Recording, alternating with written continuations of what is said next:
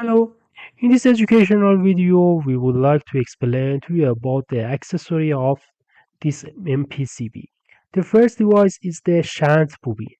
This shunt bobbin is connected to the MPCB from the right side. When you want to use the conditional mode, you must use the shunt coil.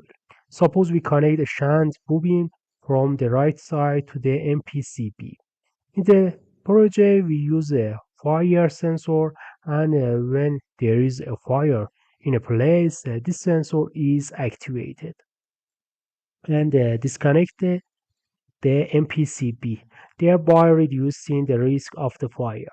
The second is the voltage drop relay, which is installed on the MPCB from the right side, uh, and if the means power is low, it doesn't allow the motor is operate, and this cuts off the MPCB. So the means has the right voltage to allow the MPCB to be activated. Okay. If you don't have this device, you can use fast control from the voltage reduction error in the circuit, which is responsible for detecting voltage reduction errors with false control. And if the voltage is not suitable, it will cut off the command circuit, and the power circuit will also be cut off. The there's one from the left connects to the MPCB uh, by using the mm, auxiliary contact. The operation of connecting and disconnecting contact is done. Well, we can give command to MPCB by using contact like a conductor, and give the command to disconnect and connect MPCB.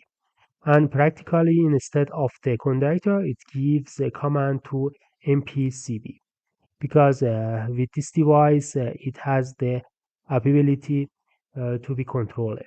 The fourth is the auxiliary fault contact.